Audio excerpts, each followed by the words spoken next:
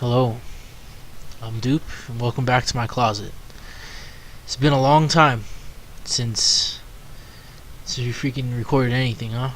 I've been very busy with work, but also a lot of life-changing events has happened. I pretty much have almost filled out this whole notebook since I've been gone, and I have a lot to talk about. This picture here that I was working on, I worked on it about a month ago, or no, longer than that. I would say I started it 3 months ago. It was a slog fest. First, getting all this designed in pencil, and then hoping that my left-handed retardedness didn't smudge everything before I got to ink things down. So I would pretty much just like start drawing. When it looked solid, I would just go ahead and ink it in, and so that's why it kind of looks very incremental. Um, but here in this video, I'm just gonna show pretty much just me finishing it up. Even throw some paint on it later. But let me tell you the backstory to this picture. So, and kind of first, let me start off from where I was the last couple months. Like I said, some big life-changing stuff kind of happened with me. And for those who don't know, I am in the military, and I've been dealing with some PTSD stuff, and that's going back into like my line of work. And I can't really tell you too much about it, but I can tell you what it's been affecting me. Well, it was affecting me pretty badly back then, and to the point where I'd be working and I would just have nervous breakdowns. And when I would go home, like at night, I would just freak out. Like I have to keep all the doors locked, and I have to like double check before I can go to bed. I sleep with my door closed and locked, and I have like all these extra locks on my doors. It's a thing. It's a thing, and it's kind of a sensitive subject for me at first.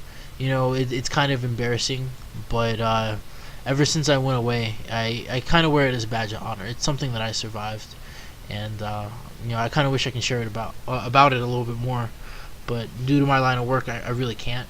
But I will tell you about where I went.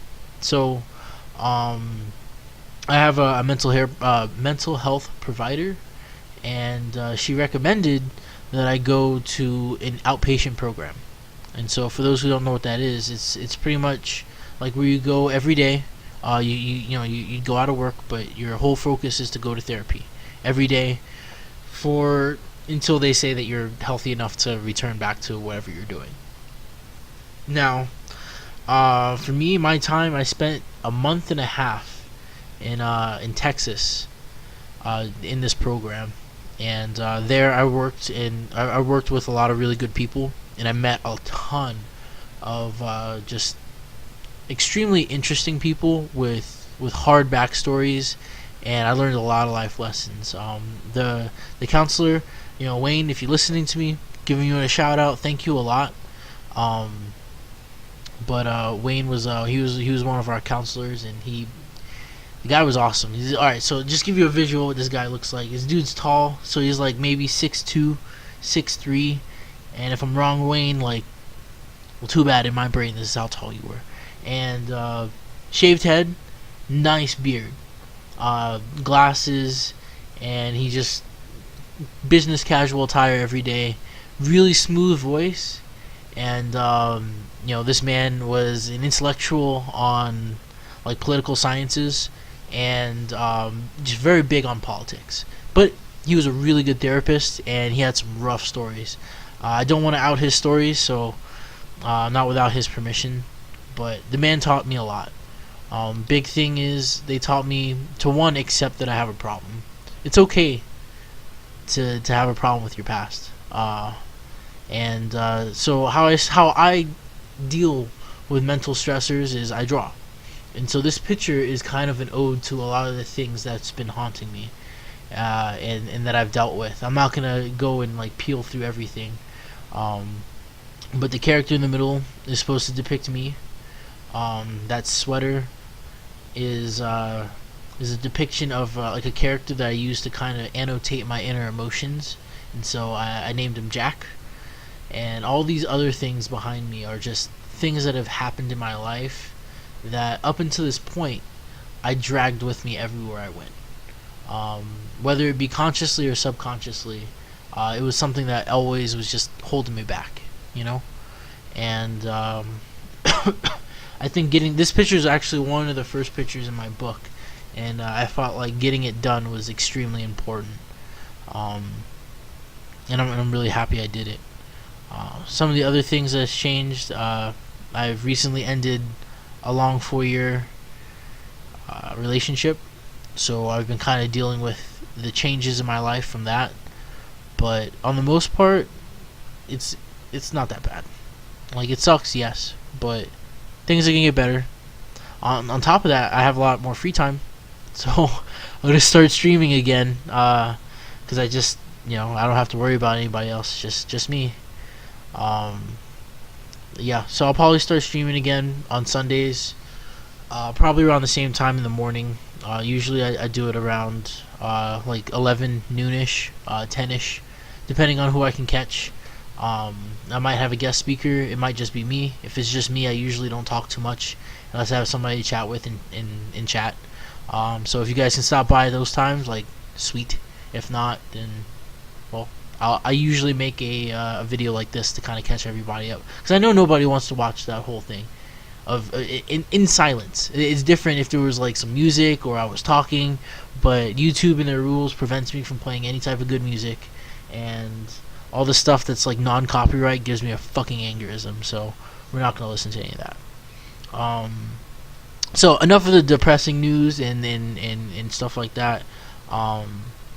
Big thing is, I found out a direction that I kind of want to go with myself after the military. I have about a year left, and I'm planning on being an art therapist. I want to go to school. I have a what's called a GI Bill. For those who don't know, it's pretty much the military helps you get a degree, and I'm gonna go and learn psychology. I'm gonna go get a master's degree in clinical psychology, and I'll get a bachelor's degree in art because I fucking love it, and apply both of them, and help special needs children use art as a way to express themselves, like I'm doing here in this picture. Some of the programs that they offer, it's extremely versatile, like the job itself. I can work in a hospital, I can work in an institution, I can work at high schools, I can work on a military base, I can work pretty much anywhere. Senior citizens, you name it. Any person that's in distress and that can't can't easily communicate what's going on with them, that's where an art therapist is needed. And so I'll be there. And my mom is also going to school for psychology already. I have like a family of doctors. It's kind of weird. I'm the only like military brat. Yeah. It wasn't that the decision didn't go well at first with my family. They were like, "No, you're an artist. You need to go to art school." But I couldn't afford it, and I didn't really know what I wanted to do it myself. But now I know. And I digress. My mom is also going to some psychology stuff as well. So we'll probably meet each other. She's got her bachelor's degree. She's just trying to go for her master's. Looking at some schools in like Texas, some in Washington, some in Florida. Just want to find like a peaceful place to live, something not too busy, not too, I don't know, like not too urban, but I don't want to live out in the suburbs either. You know what I mean? So I just gotta find a good place. So that was some really big developments for me, and I just want to use my art to help people, and then not just my art. I want to teach people how to use their own art to to help fix themselves, because I think, like, well, I know so because I've seen the reports that when you engage in art, it activates many parts of your brain. It doesn't just just like saying how you feel. That's just the audio part of your brain, and using, like, say you're drawing something from memory, that uses memory, spatial thinking. You still have to think about coordination. On top of that, like subject matter, if you're coloring it, that activates another part of your brain, and it's so therapeutic. And I often wondered why I felt so addicted to doing art. It's because I have a serotonin deficiency, because I'm crazy. But just doing art in general actually releases serotonin in your body. There's some other behaviors that actually release serotonin in your body is crying, yeah, which I don't do very often because I'm a man. JK. So, yeah. You know, that's serotonin is a really, how you say, it's your body's way of like alleviating stress immediately and just moving on. And like, you know, after you get like a really good hard cry out about some type of situation that just seems impossible to deal with. Sorry for the camera shake and my cough. um yeah, I think I like actually hit my camera there. But yeah, after you get done with like a really hard cry, you're able to just kind of focus in and figure out what's going on. But oh, it looks like my video's done. Well, I'm gonna stop rambling about psychology. I'll probably see you guys on Sunday, and if not, then you know, oh wait, my art picture's not done yet. I still have to paint. So now you guys get to see my horrible painting techniques. I paint like a three-fingered child, with absolutely no direction, and all my paintbrushes are like straight from Walmart.